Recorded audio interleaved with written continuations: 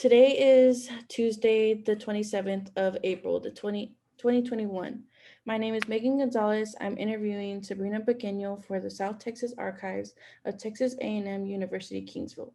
This is part of the Voices of Pandemic Oral History Project in partnership with the Voices Oral History Center at the University of Texas at Austin.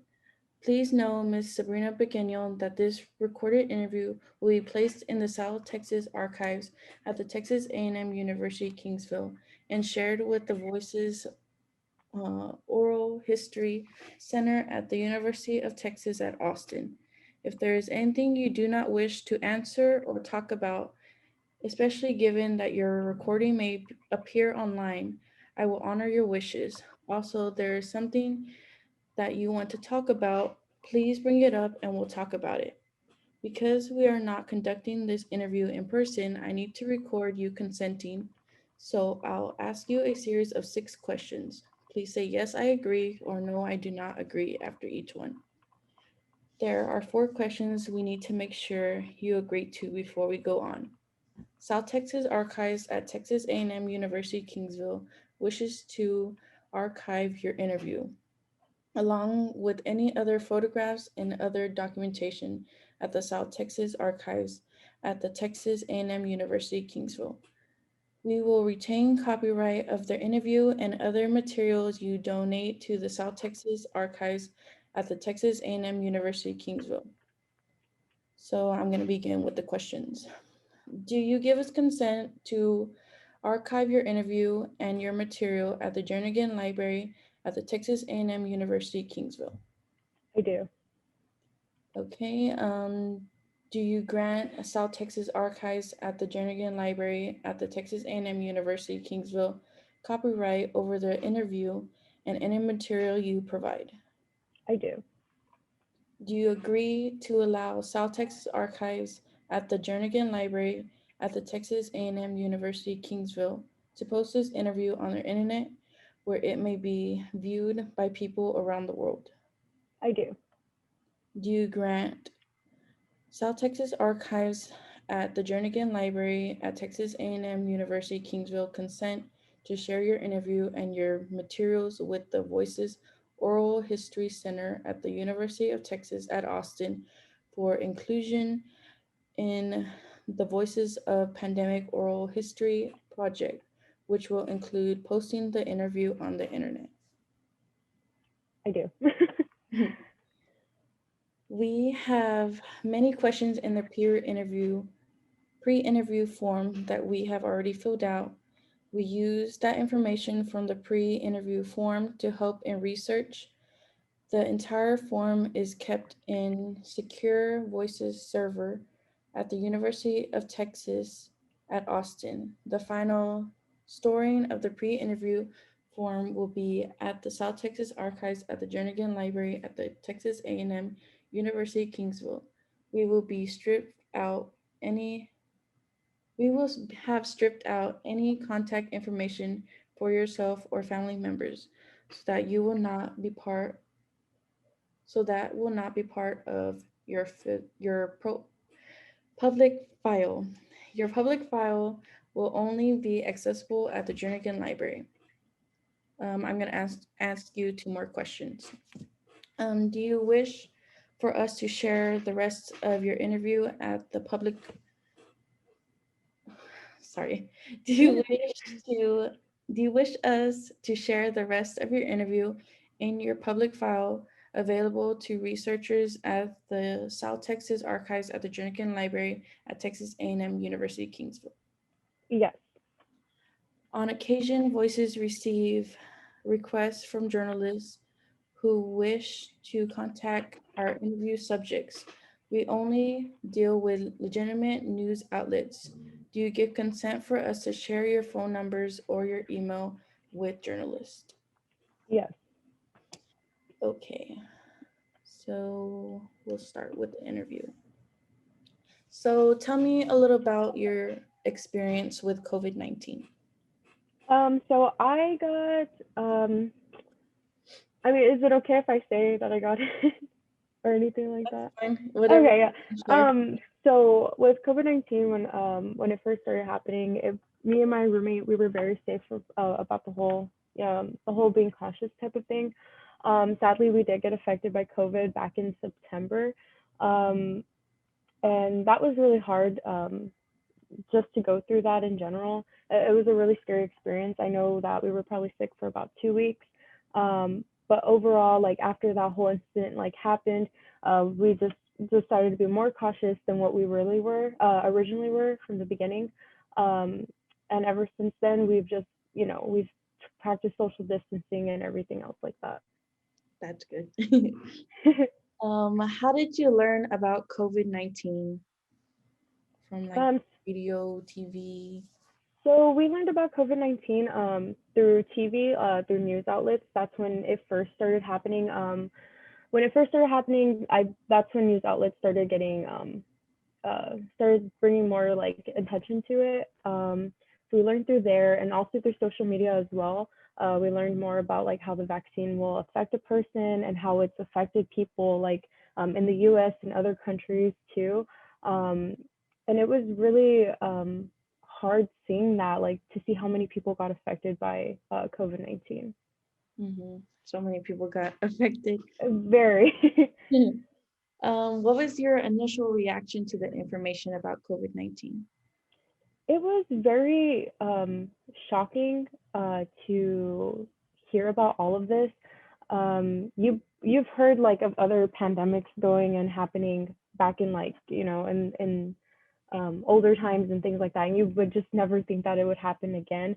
But with COVID-19 and how that like suddenly happened, it was very life changing in a way, just due to like having to change up a lot of things differently than pre-COVID times. hmm There has been many changes that we've gone through throughout this whole year. At what point and how did you realize that it was serious, or did you not think it was serious? When I first, I believe, to me, COVID-19 was a very serious subject and very serious topic and pandemic, um, and life-changing event that we're still going through. And I first started noticing it when news outlets started bringing up the whole COVID-19 situation, how it was affecting people, um, medically wise too, and how it affects like your respiratory system and things like that. So when that was like showing the major effects about that, that's when it became very serious to me, just because I have a family member, my dad, who has respiratory problems. So it was very scary, and in that like case, it became like a very serious like topic to me, and it's crazy to think that this is still going on. Yeah. Um, so how was it, how has COVID-19 impacted you, like your family members, your neighborhood, any organizations you are part of? So it's affected me from the beginning. Like I said, my dad did have respiratory problems, so it was really hard not to be able to visit my family back at home. So it was really hard not to be able to be there with them, like usually on the weekends when I would go visit. So that was a really hard time. And then also, I am in an organization on campus. I'm in a sorority, and even with that, like it was very different just due to the things that like events like in-person events that they would have, not being able to experience that like my first year of being in the sorority, and everything was done through Zoom, also like university wise, classes wise, like everything was done through like online type of things. So really like it was very different, and yeah, it was just completely different, and it's crazy to see like that's the new reality now of things. hmm Um, so how is going out into the world during COVID-19 different from pre-COVID? So differences between pre-COVID and COVID times, you're now having a social distance between 6 feet apart, that whole type of thing, having to wear masks now, and that being mandatory. even till now, even though that there's still a vaccine available, masks are still being required, which is great still. But yeah, like definitely pre-COVID times, you're not having to wear a mask, you're not having to social distance, and having to do that now, it's so it's like become the new norm in a way, and this is like how we've adjusted, and it's crazy to see that. Hmm. We've gone a long way. Yeah, we have, we definitely have. um, has COVID impacted your ability to gather with your family or friends for like important events? Yeah, it definitely has. So I have a grandma. She's like in her 80s. So I know like for events and stuff, family events that we used to have, it's crazy not being able to do that now, just because we have to be very cautious with like our elders and things like that, just because they can get easily um, affected by COVID-19, and so it's a lot different not being able to be there with my family, and being able to celebrate the things that we usually would together. Like my family as well, we don't celebrate that much now because of Hmm. COVID. So it's really have changed. Yeah, definitely, definitely. Um, who have you interacted with and why? Like since of COVID, who have you interacted with? Um, Who's like in your close circle that you my con? so my close circle, the only person I've been in contact with since COVID times has been like my best friend, just because we are roommates with each other. Mhm. So she's like the only interaction that I would have. Um, until now, I did get the vaccines. My family did get the vaccines already. So now that everyone's vaccinated, I've been able to, come back home and be here with them, and get to finally interact with them and just being around them. That's good. Has your family changed what you take with you when you like leave your home? Um, for them, about like what they take now. Um, it's just asking changed. Um, I'm not sure. Has your family changed what you take with you? I guess like do you um leave like certain stuff at home because you don't want to bring the virus into your other home like back home or Okay. Okay. Yeah. So like, there's a lot of things that we do um not take out anymore. So it's kind of like kind of like a handbags. Handbags is one thing that like you would put down like in random places and things like that. So sometimes there's places that don't even clean a lot most of the times, like their chairs and things like that. So handbags aren't one of the things that we don't take out anymore. Um, Also, I guess like once we do get back home, we do like uh, wash our clothes immediately. We do like go ahead and we change and we wash them immediately, just because you know the virus probably can still is still on your clothes and things like that. So we go ahead and we wash those immediately, just to make sure like we just don't contract the virus at all. okay. How about wearing masks? How do you feel about that? Wearing masks, I am very strong about that. I believe we should all wear masks still, even if you are vaccinated, even if you are 6 feet away from a person. I believe wearing masks is very important, and it can help stop the spread of COVID-19 for sure. Um, how has COVID changed the way you received your education? So, COVID-19 has affected the way I received my education, by my whole education now being through online. And this is like through Zoom meetings, Blackboard, Collaborate. And it's so weird not being able to be there in person how normally you would be. And it's weird to see like your classmates and your professor like just through a computer screen, and this is the new normal. This is the new normal. This is what, you know, everyone's trying to adjust to. And it's a little hard still, but eventually, like over time, I did get used to it, and it has become a little bit easier. Um, but yeah, definitely, it's crazy to see that this is the new normal now for education. Mhm. What challenges do you face as you move into online education? Be like So resources, tools that you use. um, so like a few challenges that I do face is that I do learn a lot better in person. I've noticed this just because it's a little hard through online classes just because sometimes your internet can be tricky, and sometimes like you're not able to receive like great connection, and being able to see like the class kind of like in a great type of service type of way.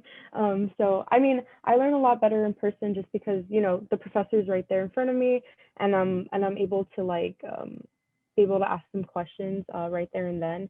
But through online, it's a little difficult in a way just because it's sometimes some professors don't know how to adjust well through the online providers that they're using. So it's a little tricky for them, and it's tricky, and I believe it's a little tricky for them to be able to get to the students and answer them for their questions and things like that. Okay. Um, has your school helped your community during COVID-19? Like they distribute food, provided students with tech accommodations? Yeah, so for sure they have. So a friend of mine, her little sister actually got sick of COVID-19, and so she was living in the dorms here on campus, and they put her in an isolation dorm hall, and they were able to go ahead and give her free food that they provided through the university and things like that, just because she's not able to go to the stores because since she did have COVID-19. So they were nice enough to go ahead and like buy her groceries for her, whatever she needed, like once a week, and they would go ahead and they'll just drop it off right there in front of her door, and she'll go ahead and just take it in and things. But yeah, no, for sure, the university has helped a lot in many ways, and also providing like technology for students who did need it. If they relied on the resources in the computers, like the library computers, they were able to go ahead and distribute laptops to students who needed it in this time of need. And that was really great of them as well. And also the whole COVID-19 relief fund too. That helped a lot of students That, out. I got that Yeah. too. Has your own education been disrupted as the result of COVID-19? Have you faced any challenges? Definitely have. So like what I was saying about the whole online type of teaching way, um, it's been a little hard, like I said, because I'm a better learner in class than I am over online type of classes. That's why I never really take hybrid classes or anything like that. I always choose in person just because I do learn a lot more, and it has been a little difficult um, to be going ahead and learning through online type of courses for sure. Okay. What kind of concerns or questions about healthcare have emerged as a result of COVID-19? How has it changed your way of going, of doing, like, of getting healthcare? Any medical health impact challenges? Um, I haven't really like had a lot of like medical impact challenges. So I really don't have an answer for that question. Did you have any like impact when you did get COVID? Um, so medical wise, like the symptoms I got and things like that, or like after effects of it. Maybe after effects. Okay, so after effects. So luckily, I did not. have to get any like medical things that I needed. So like I'm talking about like an inhaler to help out with my lungs. I wasn't, luckily my lungs weren't affected that bad. I did have a little bit of a breathing problem, but it wasn't too bad to where at the point I had to go to the doctors and get medical like medication or like an inhaler to help me out. Um, so I was really grateful about that. But overall, like it didn't affect me that bad, which I'm very grateful for. So it was really good. Mhm. Um, how about getting the vaccine? Was there any problem about registering, getting the first one, second one? Any problems? So that was a very big that was a very big weight in my life. I remember when I had to go get the first vaccine. It took like about an hour to go and get the first vaccine. I was sitting there like legit waiting an hour just to go ahead and get it. And but overall, I was able to receive it. I was very grateful that I was able to go ahead and receive the first vaccine, even though that the wait was super long. But for the second one, it was the same amount of wait time also, but luckily, like when you do get the first vaccine, you'll for sure go ahead and get the second vaccine on the date that they do provide on the card.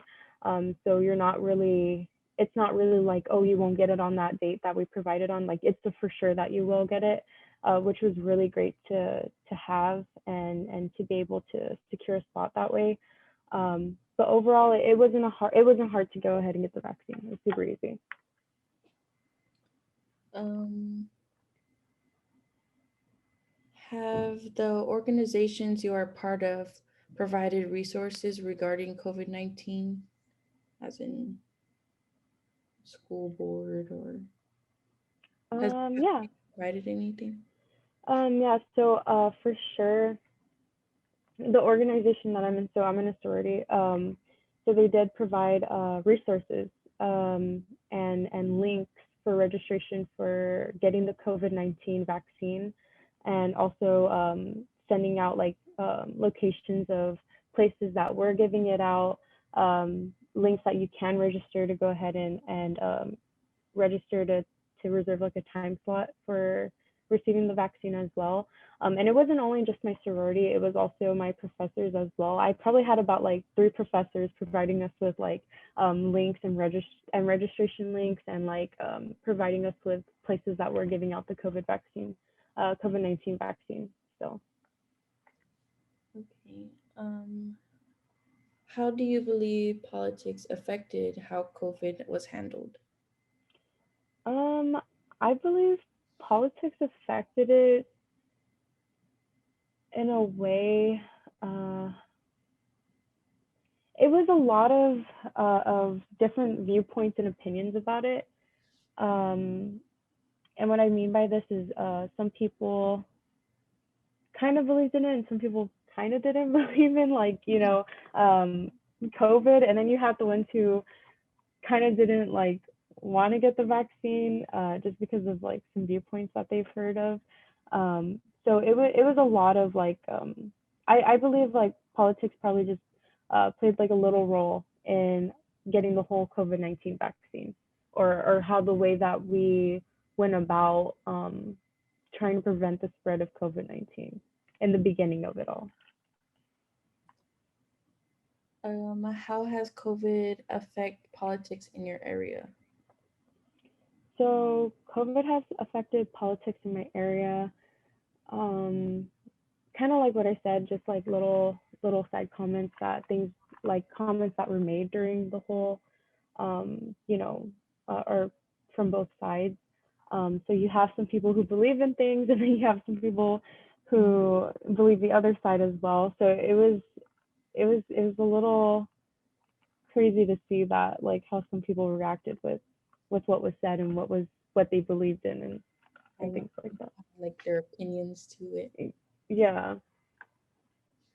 Um, how has COVID impacted your work? Or did you have a job? Did you lose it? So I did have a job even during COVID. I did have a job. It's a little different now just because so in my job area we work in computer desks that are side by side to each other. It's not like closed off, so it's not like a cubicle. But the way that we changed it up is by keeping a spot next to us like open, and then someone else fills the spot like next to that open spot. So you're always having like a gap between each other. And then also like if somebody sits behind you, they have to go ahead and move to a whole another section just to, go ahead and social distance even in the workforce, and also having to wear a mask even during your shift. So it's always fully like wear your masks and also keep socially distanced between each worker. So Did you receive a pay cut or anything like that? I did not receive a pay cut. No. Okay. Um,